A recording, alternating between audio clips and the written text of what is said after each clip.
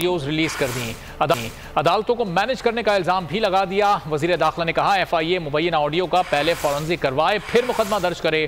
پرویز الہی کے خلاف بادی النظر میں مقدمہ بنتا ہے۔ رانا ثناء اللہ بولے چیف جسٹس پرویز الہی کی آڈیو کا نوٹس لیں۔